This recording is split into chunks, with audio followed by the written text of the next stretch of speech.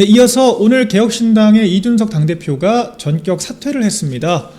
사퇴 사유로는 지방선거 참패, 서울시장 선거에서는 여성의당보다도 득표를 못했고 기초의원도 한 명밖에 배출을 하지 못했던 개혁신당이었죠. 더군다나 이 정의안 자작극 사태가 점점 일파만파 커지고 있습니다. 아예 시나리오까지 써서 자작극을 벌였다라고 하는 증거들이 지금 수집이 되면서 개혁신당도 지금 타격이 불가피한 상황인데 그 두 가지 큰 틀에서 책임을 지고 물러나겠다라고 이야기를 했다고 하는데요. 제가 오전에 이걸 속보로 보고 좀 의아하더라고요. 여러분 오늘 며칠입니까 대체? 2026년 8월 26일이에요. 지방선거 6월 3일에 끝나고 3달이 흘렀는데 이제 와서 지방선거 책임을 지고 물러나겠다? 그 사이에 개혁신당 패널들이 5만 방송에서 장독 대표 책임져야 한다, 물러나야 하는 거 아니냐라고 남일처럼 논평을 했는데 정작 이준석 대표에 대해서는 책임론 하나 제대로 불거진, 당내에서 그런 이야기 한번 나온 적이 없는 상태에서 3달을 버티다가 이제 와서 물러나겠다라고 하는 거, 실기를 해도 대단히 실기를 했다 생각이 드는데 이 기자회견문부터가 좀 저는 가관이더라고요. 이준석 대표 참 사람 안 변한다, 저는 그런 생각이 들었어요. 국회의원 되고 나서도 깔끔하게 내가 부족했다라고만 이야기를 하면 되는데 이 당내 플레이어들에 대한 앙금이 느껴지는 기자회견이었습니다. 본인의 책임을 인정하는 척 결국 중간에 나는 이런저런 제안들을 했는데 우리 당의 다른 관계자들이 받아들이지를 못한다, 반대가 많다, 내가 설득하려고 했는데 설득을 못한 것도 내 책임이다, 그래서 물러나겠다, 설득 못한 것도 내 책임이다. 근데 이 화법의 핵심적인 메시지는 결과적으로 나의 이 당을 개혁하기 위한 좋은 주장에 대해서 너네들이 반대했잖아 라고 하는 이 기싸움이 들어가 있다는 거 여러분들 눈치채셨죠? 이 사퇴기자회견까지 당내 플레이어들과 이 설득을 못했다, 내가 부족했다, 근데 그들이 반대했잖아요 라고 하면서 책임을 전가를 하는, 저는 이런 모습들이 이 개혁신당이 왜 이렇게 고전을 면치 못하는지를 잘 보여주는 단면이라고 생각을 합니다. 개혁신당 이준석 사당이라고 하는 거 본인들도 부정 못합니다. 그러니까 3달 동안 사퇴도 안 하고 버틸 수가 있었겠죠. 그런데 정작 당의 주요 전선 개선, 주요 노선에 대해서 설득을 못한 것은 다른 사람들이 반대를 해서 그렇다? 이런 이야기를 하는 게 개혁신당 자체가 이제 와해 수순으로 가는 것이 아닌가 생각이 들고요. 이런 와중에 이제 이 네 분에 대해서 또 언론들이 흥미로운 취재들을 했습니다. 저도 이 좀 세부적인 내용들을 들어봤는데요. 이준석 당대표와 천하람, 이주영 두 비례대표 의원 간에 좀 이견이 노출됐다고 해요. 일요일 이 최고위에서 격론이 오갔다라고 하고 이 김민석 대표의 어떤 회담조차 갑자기 돌연 취소를 할 정도로 격정적인 이야기가 오갔다라고 하죠. 아무리 김민석이 참 여당 대표로서 권위가 없다 하지만 그래도 어떻게 제3지대 제3정당에서 자기들끼리 싸우다가 여당 대표와의 만남까지 취소를 하는지 전 참 이해가 안 되는데, 싸움의 내용을 듣자 하니 그렇습니다. 그러니까 이준석 대표는 자강을 하자, 뭐 진심은 모르겠습니다만 아무튼 자강을 하자라고 주장을 하면서 경기 남부 지역, 뭐 동탄 등 지역이겠죠. 네, 경기 남부 지역으로 우리가 좀 뭉치자, 비례대표들도 이쪽으로 와서 우리가 같이 이쪽에 스크럼을 좀 짜자, 이렇게 이야기를 했는데 이제 천하람, 이주영 두 사람은 각각 순천과 송파 지역을 고집했다는 거예요. 그 지역구에 나는 출마를 하겠다. 그러니까 이준석은 이렇게 봤다는 거죠. 결과적으로 이 두 사람의 행보가 국민의힘과의 합당을 전제한 움직임 아니냐. 송파 남매도 지금 쫓겨나게 생겼고 천하람은 이제 순천 나간다라고 하는 상징성이 있으니까 그 자리 가고 싶어서 국민의힘 합당 전제하고 반대하는 거 아니냐, 이제 이런 식으로 내분이 났다는 겁니다.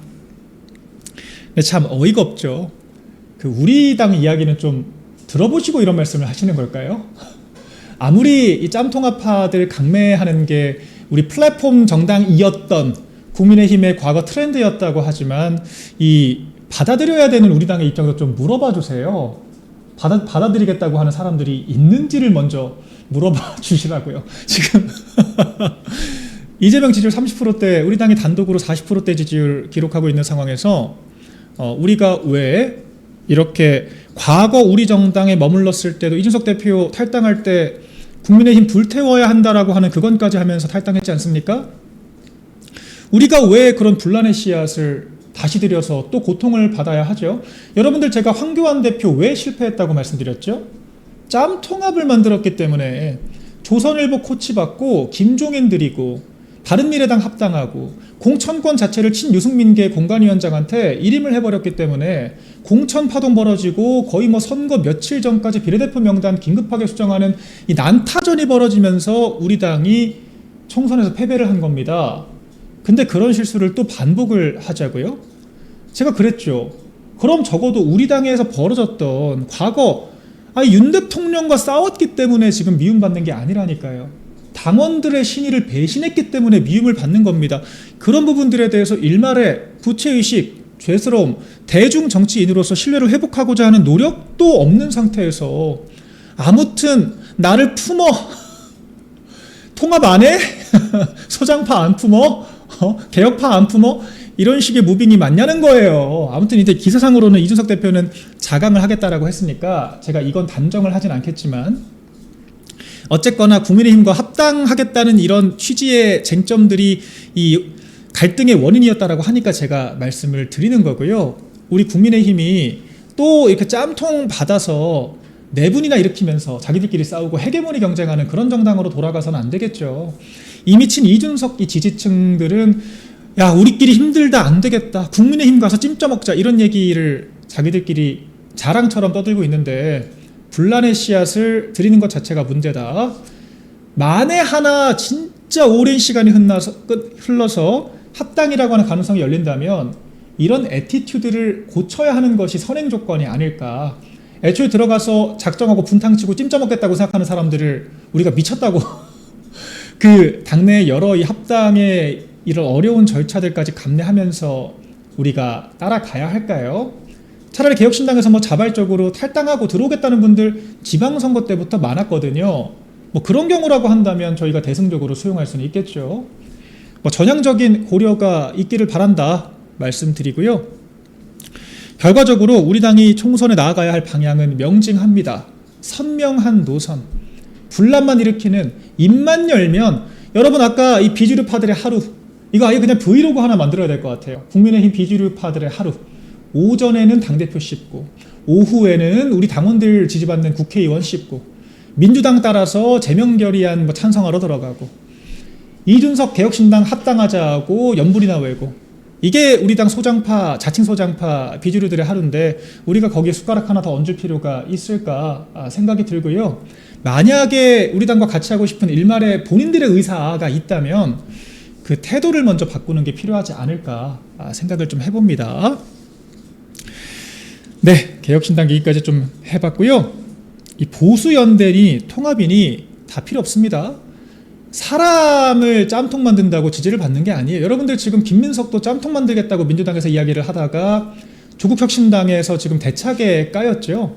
거긴 잡탕이라고 표현을 하더라고요. 뭐 짬통이나 잡탕이나. 신원식 조국혁신당 대표가 뭐 비대위원장인지 대표인지 네, 조국혁신당에서도 잡탕연합에 들러리 설 생각 없다 이렇게 이야기를 했다고 하는데, 정당이라고 하는 것은 명확한 이념과 노선, 우리의 정책을 가지고 확장을 하는 것입니다. 장덕 대표께서 명확하게 진단을 하신 것처럼 우리의 확고부동한 이념과 노선을 가지고 내부 규합을 하고 선거가 가까워지면은 실생활 이슈들을 통해서, 민생 현안들을 통해서 대한정당으로서의 모습을 보여주는 것, 그게 바로 선거의 정석이라고요. 박근혜 대통령께서 선거의 여왕이라고 불렸던 것도 기본적으로 내부 규합을 전제로 해서 선거 가까워지면 확장성 있는 의제들을 가지고 확장을 했기 때문에 선거에서 이겼던 겁니다. 우리가 그 공식을 앞으로도 따라갈 필요가 있다 말씀드리고요. 네, 민주당 얘기 바로 좀 자연스럽게 이어가 보도록 하겠습니다. 김민석 리더십이 좀 매일같이 비판을 받고 있는데, 여러분들 어제 청와대에서 뭐 저희가 청와대 발칵 뒤집혔다 이렇게 또 여러분들께 설명을 드렸는데, 어젯밤에 청와대에서 이 김민석을 비롯한 이 정당 관계자들, 당 최고위원 관계자들과 이재명이 만찬을 했다고 해요. 그 자리에서 글쎄요, 이재명이 유시민의 발언 등에 대해서 토로하는 그런 시간을 가졌던 것으로 예상이 되는데, 이 보도가 좀 재밌더라고요. 이재명은 정말 좀 제정신이 아닌 것 같습니다. 제가 봤을 때 국정을 지금 할 수 있는 상황이 아닌 것으로 저는 좀 판단이 돼요. 지금 이 워딩이 너무 충격적이에요. 왼쪽을 너무 안 챙겼다, 더 품고 가야 한다, 이런 이야기를 합니다. 5만 곳에 본인 변호사 출신들, 유엔 대사까지 다 속속들이 꽂아놓고 거의 국가를 좌파 공화국을 만들었으면서 민노총의 하수인이 돼서 노란봉투법 같은 이런 망국적인 법안 통과시켜서 우리 기업들 전부 다 지금 폭망시키고, 부동산 세제 부자 증세라고 하는 그 악마화된 이분법적 프레임 가지고 접근해서 다 부동산 세제까지 망가뜨려 놓고 지금 한미동맹 박살내고 안보 박살내고 지금 법치까지 박살낸 이런 이재명 정권이 왼쪽을 너무 안 챙겼다라고 지금 이야기를 하니까 저는 심지어 좀 공포스럽더라고요. 아예 그냥 베네수엘라를 만들어야 직성이 풀리는 걸까? 이미 지금 우리나라가 이재명 때문에 1년 만에 거의 준 베네수엘라 수준의 지금 공산국가로 전락을 하고 있는데, 오죽하면은 미국의 하원 의원들이 좌파 정권이다 직격을 하고 트럼프 대통령이 연일 신뢰 자체를 못하겠다라고 직격을 하고 있는 상태에서 왼쪽을 더 봐야 한다? 여러분, 전 이게 설마 이해훈 같은 이런 떨거지 인사들 데리고 가서 자리 몇 개 나눠주려고 했던 그걸 가지고 왼쪽을 안 챙겼다 이야기를 하시는 걸까요? 이해훈이 무슨 오른쪽 인사입니까? 그냥 어디든 자리 주면은 가는 떨거지 같은 정치인들이죠. 그런 사람들 데려가서 그 허은하, 그다음 누구죠? 조국이랑 했다가 그 평택에서 떨어졌던 그런 사람들, 이름도 좀 기억하기 힘든 김용남 같은 그런 사람들 엉거주춤 데려가서 몇 자리 나눠준 거 가지고 지금 좌클릭을 덜했다, 설마 이런 이야기를 하는 걸까요? 황당하기 짝이 없죠. 우리가 우측을 보겠다라고 이야기를 할 거면 정책에 대해서 그렇게 말씀을 하셔야죠. 한미동맹을 튼튼히 해야 되고, 우리가 기본적으로 건전재정 기조를 바탕으로 지속가능한 경제정책을 해야 되고, 이렇게 증시를 박살내는 것이 아니라 부동산 물가를 안정화를 하고 이런 정책을 펼치는 것이 우측의 정책입니다. 온갖 좌파 정책은 다 펼쳐놓고 그냥 몇 사람 구색 맞추기 식으로 그 유이재명이라고 데려가 놓고 왼쪽을 안 봤다? 이런 황당한 이야기 했다라고 합니다.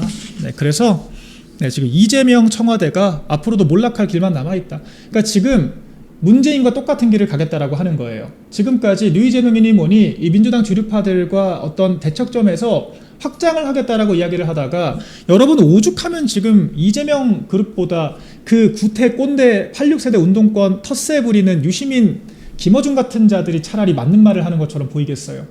그만큼 지금 본인들 자체의 브랜딩이 안 되고 있는 건데, 자기네들의 류이재명 노선이 실패하니까 다시 개딸들 중심으로 뭉치겠다, 이런 이야기를 하는 것으로 생각이 됩니다. 문재인의 길을 걷고 한 30%대 후반 언저리 이 어떤 자기 코어층만 지키면서 임기라도 지키게 해주세요, 이렇게 민주당을 향해서 읍소를 하는 것처럼 읽힙니다. 앞으로도 전혀 기대할 게 없는, 정말 이게 지금 국정을 끌고 가는 자 입에서 나올 말인가 생각이 드는, 아무튼 공소 취소만 좀 시켜주세요, 이런 읍소문으로 저는 읽힌다 생각이 되는데, 한 발 더 나가서 오늘 또 이런 이야기도 해요. 경찰에 문제가 있다라고 이야기를 하면서 이재명의 워딩입니다. 경찰을 견제하고 통제할 수 있는 기구를 신설을 또 하겠대요.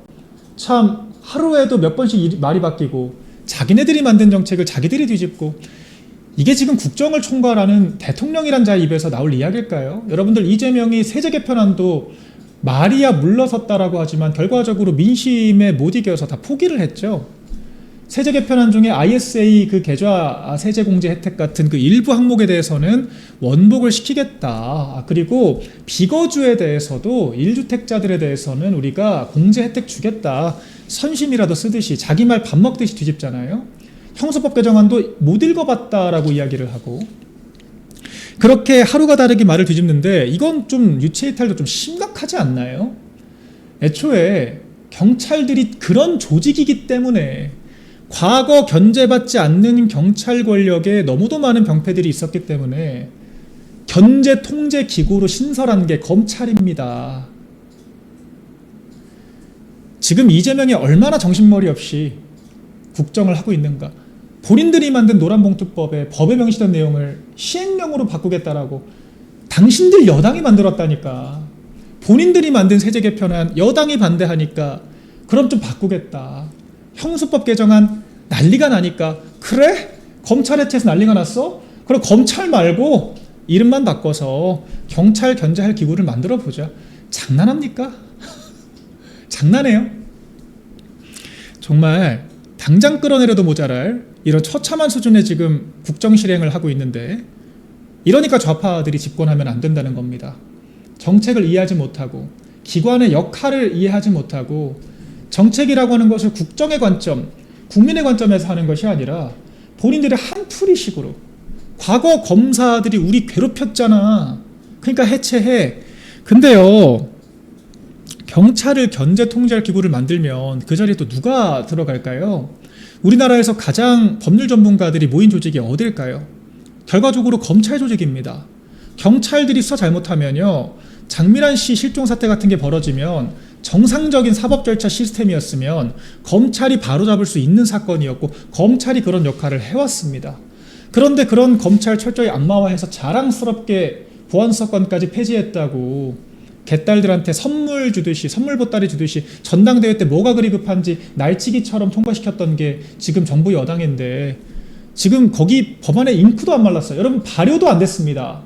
발효도 안 됐어요. 지금 형소법 개정안은 10월부터 발효가 되기 때문에 그때부터 검찰이란 조직이 사라지게 되는데, 본인들이 만든 법안 발효도 되기 전에 새로운 기관 만들겠대요. 그럼 검찰 왜 없애냐고요.